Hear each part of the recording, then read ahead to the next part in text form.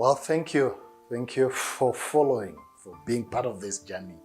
And for those who've been following from all the beginning, you've watched all the videos, maybe it's high time you just say, I have watched all the videos so far. Because we might have something, we might have a special surprise for you. So just let us know if you've been watching all the videos up to this point. Because then I believe that you are learning something. This is not about information transfer. This is about transformation. It's about you looking at these tools and asking yourself, where can I use this in my life? And maybe also using it with others. Maybe there's someone who could learn from these tools and say, hey, there's this tool I watched somewhere. Could you watch this and maybe we can talk about it? Maybe, just maybe.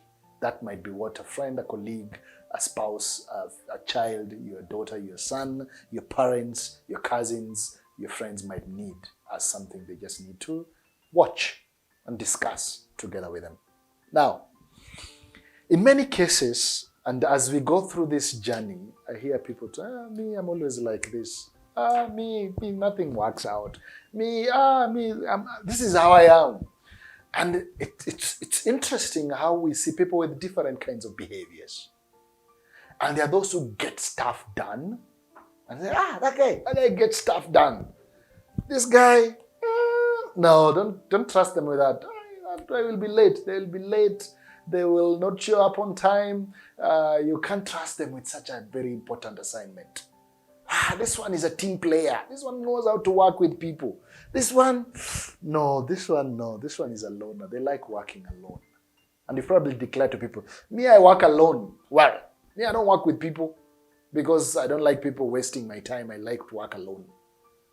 Or me, I love working with people because then better. So the question I want to ask you, and we're going to look at a tool, is what drives your behavior? What really drives that behavior? The behavior that you have. It could be a leadership behavior. But in this videos, we've been talking about really what makes you become a leader. A leader who is able to perform at what they do, but also is able to help others also perform at their work. And we'll look at that at some point in the future. But I wanted us to look at what drives behavior. When people say, I know that guy, he's a timekeeper. I remember once talking, I work a lot with young people. And then this young lady comes and said, my dad taught me how to keep time. And so they keep time. And you can trust them to keep time. When you're calling for a meeting, when you're calling for something, you can trust them to keep time. But we equally know there are people we cannot trust that they will keep time. And so when we call them for things, we will call them, but then we'll give ourselves room to manage ourselves because we don't want to get disappointed. We know such people. So what drives behavior? And again, there are three things. And if you can see this tool, what drives behavior, there are three things. The first, which is our nature. And that's how we are wired. That's just how we are wired.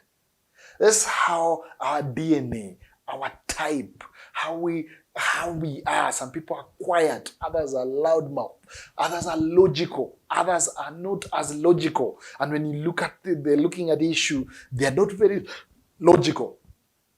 Others, they're big picture people. They don't like the details, but others like detail. They are more on to tell me how. Others, the learning style is different. There are those who learn leaps and bounds, but there are those who learn step by step by step. I don't know if any of you remembers this. I do that because I was one of those. When the teacher gave a question in mathematics, you would start when they said x plus y over z equals to c. So you want to define every letter and then go step by step, step by step, step by step, because you find joy in that step by step by step process of arriving at a solution. And you like that. But those guys would wish they just jump to the solution without the step by step by step. They'll just, this is a question, this is the answer. Who cares about what's in the middle there? This was your question, and here is the answer. And so, there are those also who, because of the way they are wired, they'd like to really avoid disappointment. Some of us avoid disappointment by controlling the situation. Others, we avoid disappointment and frustrations by adapting to the situation and being flexible. And so it's very important to ask yourself that nature part of you. What's your nature? What is it? How are you wired differently from others? The second thing that really drives behavior is our nurture. And this is really how the experiences, the external things that have been poured into your life, the parenting, the school you went to, your faith journey, your dream, whatever the schooling you went through. That's why you find some people who went to a particular school tend to think high about themselves because they went to a particular school. And others who went to schools you can't even remember their names also have battle with that.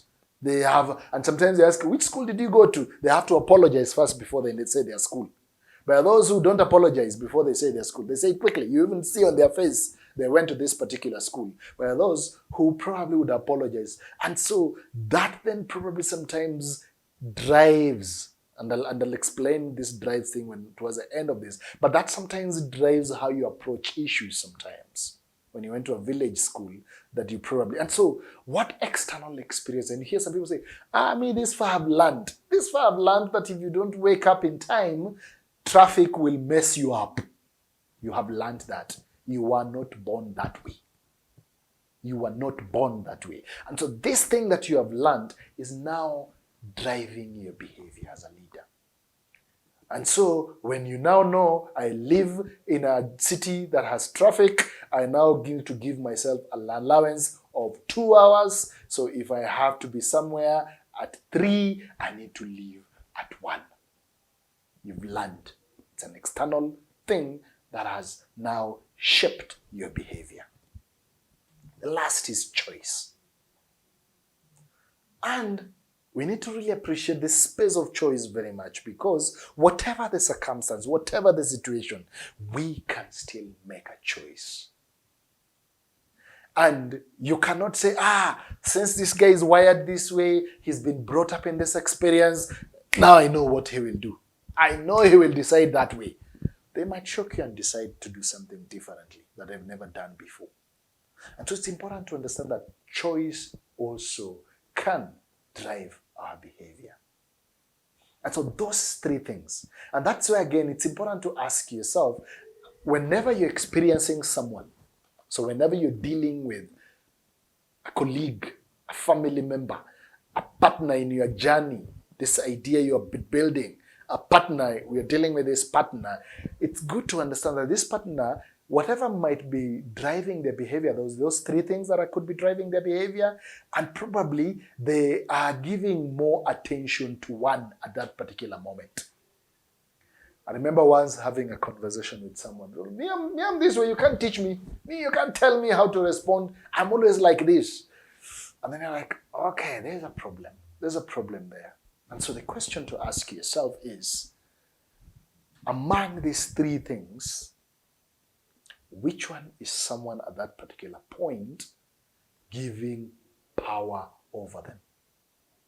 Are they resorting to, this is always who I am, you can't change me?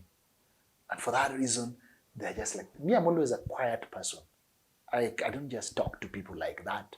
So are they just resorting to the fact that they are quiet? Or because of their experiences and growth as a leader, they are now learning how they can get into a space and do what they need to do, and they can make choice on how they do it.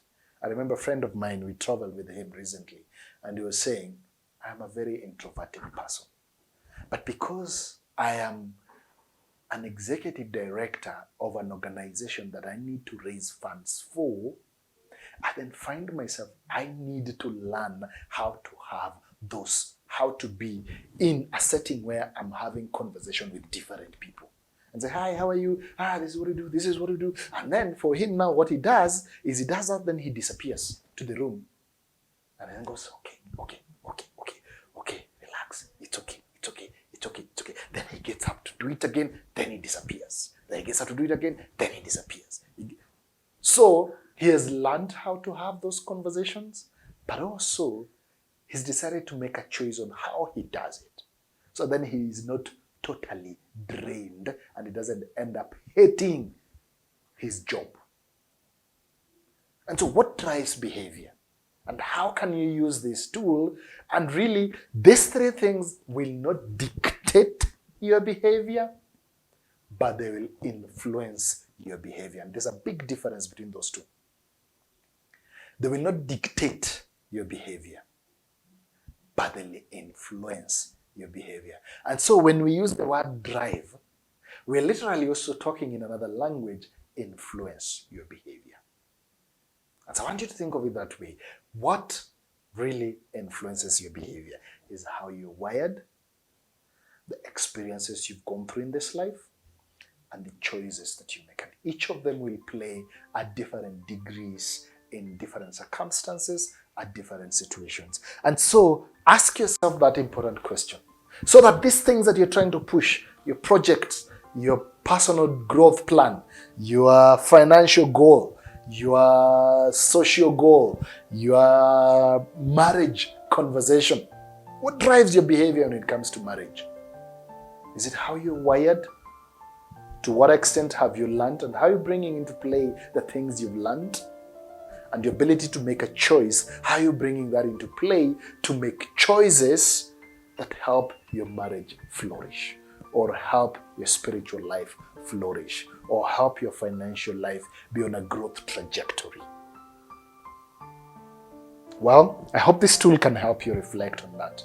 What drives your financial behavior? What drives your behavior with your friends? What drives your marriage behavior? What drives your spiritual behavior? What drives your singlehood behavior? What drives all these 10 categories we talked about? What drives that? And you're able to single down that and say, okay, I think in most cases I tend to play on how I'm wired on this, or in this play, most places I tend to play on, and in different degree, depending on circumstances, you might find each might vary from one to another, but in most cases you find each of them will influence how you behave to a greater extent. Thank you, and I pray that this helps you in your journey.